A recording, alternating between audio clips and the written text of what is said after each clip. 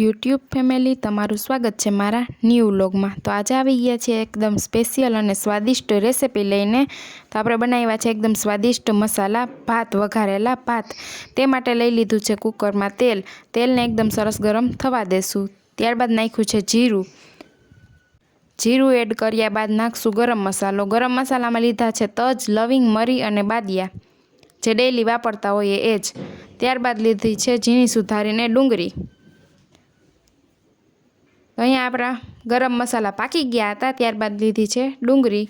ડુંગળીને એડ કરી દઈશું ને કરી લઈશું એકદમ સરસ મિક્સ। તો અહીંયા આપણી ડુંગળી પાકે છે ત્યાં સુધીમાં સ્પેશિયલ પેસ્ટ બનાવી લઈએ વઘારેલા ભાતની। ફુદીનો, ધાણા ભાજી, આદુનો ટુકડો, તીખાસ માટે મરચાં અને લસણ, બધા જ મસાલાની એકદમ સરસ થોડુંક પાણી નાખીને બનાવી લેશું પેસ્ટ। ત્યાં સુધીમાં આપણી ડુંગળી એકદમ સરસ પાકી જશે। તો અહીંયા આપણી પેસ્ટ એકદમ સરસ રેડી થઈ ગઈ છે। લસણ, આદુ, મરચાં, ફુદીનો, ધાણા ભાજી અને થોડુંક પાણી નાખીને બનાવી લીધી હતી। તો અહીંયા આપણી ડુંગળી પાકી ગઈ હતી। ત્યારબાદ લીધા છે સુધારેલા બટેટા અને વટાણા। વટાણા અહીંયા લીલા લીધા છે મેં। તો બટેટા સુધારીને વટાણા ફોલીને એકદમ સરસ નાખી દેશું અને પાકવા દેશું। તો અહીંયા બટેટા પાકવામાં થોડીક વાર લાગે છે, એટલે બટેટાને એકદમ સરસ તેલમાં થવા દેશું ફ્રાય। તો અહીંયા આપણી ડુંગળી, બટેટા અને વટાણા એકદમ સરસ પાકવા માંડ્યા હતા। ત્યારબાદ આપણે એડ કરી દઈશું આપણી પેસ્ટ। સ્પેશિયલ પેસ્ટ કહેવાય આ વઘારેલા ભાતમાં, જેનો ટેસ્ટ છે ને બેસ્ટ આવી જાય છે ને મસાલાથી ભરપૂર બને છે આપણા વઘારેલા ભાત। તો અહીંયા આપણે પેસ્ટ એડ કરી દીધી છે ને પેસ્ટને એકદમ સરસ ફેરવી લઈશું અને પાકવા દઈશું। તો અહીંયા આપણે પેસ્ટમાં પાણી નાખ્યું હતું ને પાણી બળી ગયું છે અને તેલ છૂટું પડવા માંડે ને ત્યારબાદ નાખ્યા છે ઝીણા સુધારેલા ટમેટાં। હવે ટમેટાને કરી લેશું મિક્સ। હવે ટમેટા નરમ થાય ને ત્યાં સુધી પાકવા દેશું।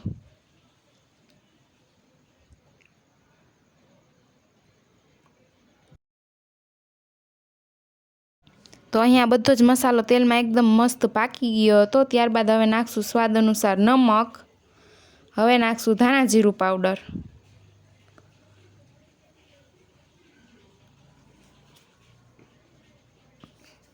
હવે નાખશું તીખાસ માટે લાલ મરચું પાવડર। આપણે લીલા મરચાં નાખ્યા હતા એ પ્રમાણે જ લાલ મરચું પાવડર એ પ્રમાણે જ નાખીશું, જેટલા તીખા કરવા હોય ને ભાત એ પ્રમાણે। હવે નાખશું કલર માટે કાશ્મીરી લાલ મરચું પાવડર, અહીંયા એડ કર્યું છે। જે નોર્મલી શાકમાં વાપરતા હોય એ જ મસાલા એડ કરવાના છે। હવે નાખશું હળદર પાવડર। તો અહીંયા બધા જ મસાલા એડ કરી દીધા છે ને કરી લેશું એકદમ સરસ મિક્સ। ને આ મસાલા છે ને પાકી જાય ને એટલી જ વાર ફેરવવાનું છે।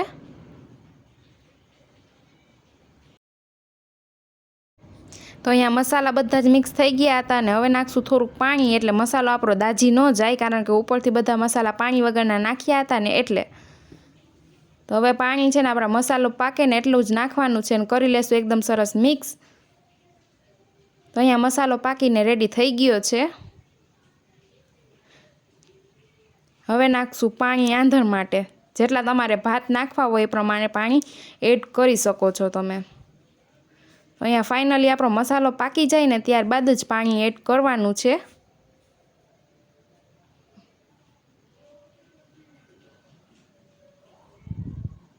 તો અહીંયા આપણે આંધણ માટે પાણી એડ કરી દીધું છે।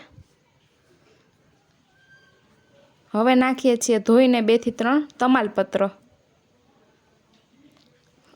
હવે અહીંયા લઈ લીધા છે ચોખા, જે મેં ધોઈને એકદમ મસ્ત રેડી કરી લીધા છે અને આંધણ પણ આવી ગયું હતું, તો ચોખા એડ કરી દેશું।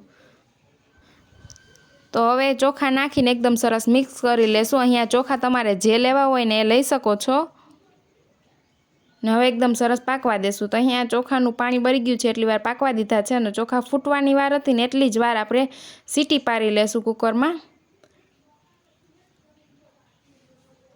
તો અહીંયા થોડીક જ ફૂટવાની વાર હતી ને ચોખા એટલી જ વાર સીટી પડવા દીધી છે। તો તૈયાર છે આપણા એકદમ સ્વાદિષ્ટ અને ફક્ત મિનિટોમાં જ બનતા વઘારેલા મસાલાવાળા તીખા ભાત। હવે ઉપરથી ઝીણી સુધારેલી ધાણા ભાજી એડ કરી દઈશું। તો સ્વાદિષ્ટ વઘારેલા ભાતની રેસિપી તમને કેવી લાગી ને કમેન્ટ કરીને જરૂરથી જણાવજો। આ રીતે બનાવશો તો એકદમ ટેસ્ટી બનશે અને બિરયાનીને પણ ટક્કર મારે ને એવા ભાત આપણા એકદમ સરસ રેડી થઈ ગયા છે। સ્વાદિષ્ટ વઘારેલા મસાલાવાળા ભાતની રેસિપી જો તમને ગમી હોય તો વિડીયોને લાઇક કરી દેજો, શેર કરી દેજો અને ચેનલને કરી દેજો સબસ્ક્રાઈબ, જેથી અમારા રેસિપી વિડીયો તમારા સુધી મળતા રહે। Like, share and subscribe.